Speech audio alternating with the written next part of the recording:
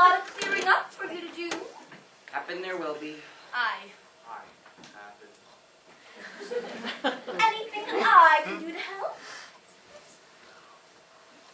If I can be of any help in anything at all. Listener, I do know a bit of magic. Magic? Just a teeny-weeny bit. Well, I mean, it's white magic. It's perfectly harmless. I promise you. Well... Oh, yes, I do assure you of that. I would never. No, not at all. It's just you've got the most frightful job on your hands otherwise, haven't you? I mean, just clearing the place up. It could take years. I reckon it could. Even with your two fine, strapping young boys to help you.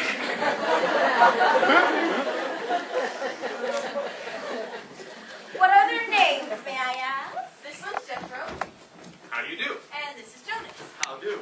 Jonas is half a minute younger than Jethro. You must be very proud of them both. Oh, we are. Glorious boys, I must congratulate you. They're a credit to you. Thank you very much. Well, I must be getting along. Just a moment. Excuse me. Yes? What about this magic, then? Now, Mother. I'm only asking. Oh, well, it's quite simple. All you'll need to do is cut the heart and liver from one of your dead cattle. Heart and liver, yes. Then, mince it well with some fresh elderberries. If you can't get elderberries, juniper berries will do the trick just as well. Juniper berries, yes. Leave that to marry in a small earthenware pot or basin. Basin, right. Then bury that in a bowl at midnight under a holly bush, female bush, with berries, not male. Very important. Got that? Yes, got it. Well, that's it. Okay. Cheerio then. I may see you around sometime. Up there, Sinai. Bye. Bye. Nice woman. I think I might give all that a try. Oh, no, you aren't. Why not? Where's the harm? Magic, that's the harm. White magic, you heard her. White magic. White magic, black magic, magic's magic, and no good ever came from anybody who uses them. If you start any of that, I'm throwing you in that pig pen. And so despite the mother's protest, the family set about cleaning up by hand. And as they cleaned, they realized that they would have to replow, replant, and restock the farm. And all of that would take years and years and years. But nobody dared mention the magic. Because, well, nobody particularly wanted to spend the night in the big pen. So when it grew dark, because they were all so tired, they decided to go to bed early. But the mother lay awake, and as soon as she thought that everyone was asleep, she crept downstairs to find the witch's ingredients for her secret spell. There was a juniper bush just outside the house, and a drowned bull around the back. She buried all of this under a nearby holly tree, and after following all the witch's instructions to the letter, she crept back upstairs and went to bed. When the dawn came...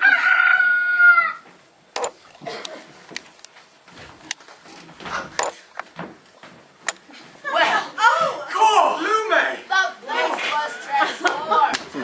Where there had once been mud and dead animals, contented cattle were grazing on rich green grass. Chickens were foraging. Lambs were leaping. Pigs were scorching. And the whole farm was a hive of activity. Now this any you're doing, Mother? Me, now would I. I ought to throw you in that pig pen.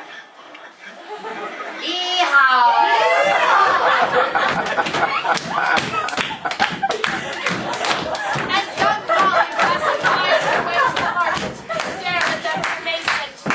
Morning, all. Morning, Molly. Morning, Molly. Morning, Jethro. Morning, Molly. Hi, Jonas. Morning, Molly. Please, What? be careful. What? Be careful. And young Molly continued on happily to the market.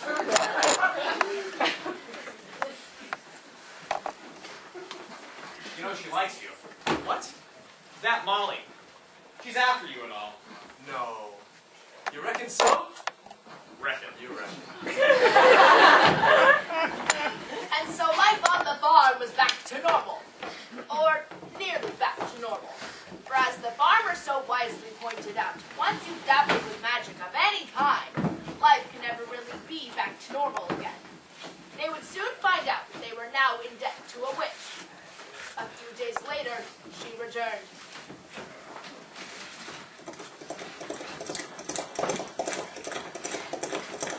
Whoa there, Sinai. Nice one. Hello there. Afternoon. Afternoon. Noon. I see it worked. My little tip, it worked. The wife was dead against it, but we reckoned to give it a try. Splendid. Thank you very much. Say thank you to the lady boys. Tom. Oh, magnificent boys. Bigger than ever.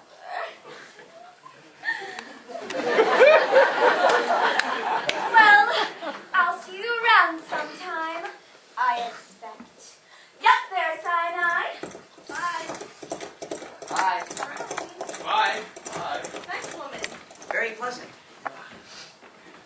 She's a looker and all. You got that right. That's enough of that. None of that smutting around here or your dad will put you both in the pig pen. Right, Dad? Now back to work. I wouldn't mind getting in a pig pen with her.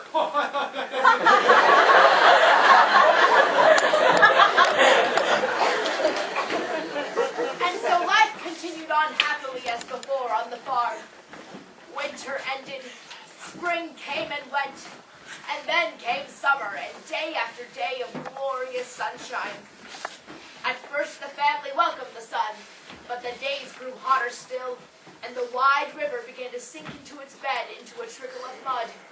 And as the animals began to grow thirsty and die, the sun was no longer a friend, but a foe that had brought the farmer his most feared enemy of all, drought. If only they had known that this wasn't caused by the sun at all, but by the increasing heat of the witch's lust. It was so hot, even at night, especially at night, that no living creature wanted to move. How much water we got left? Just till tomorrow. Then we're dry. That's it. No water? What we gotta do? We can't not drink. We gotta drink the water, don't we? Dad. I don't know. I don't know.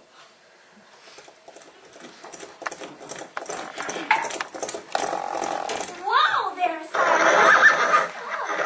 Oh, nice boy. Hello there. Isn't it glorious? Another scorching day.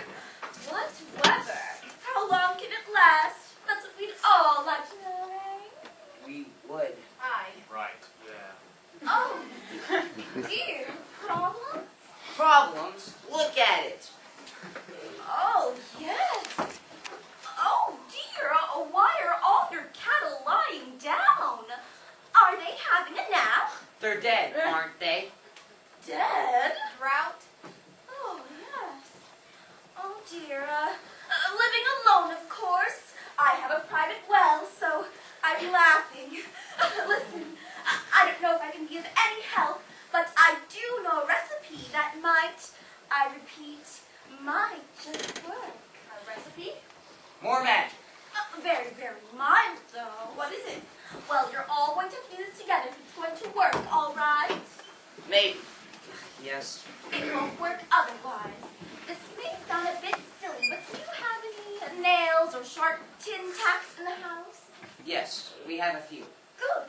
Now you pour them about an inch deep into 4 large bowls, all right? 4 large bowls, right. Then, at the time that you normally go to bed, you each stand in the bowls barefoot. Barefoot? On the tin tacks. Yes, with a pillowcase over your head. A pillowcase. And here's the tricky bit. You must all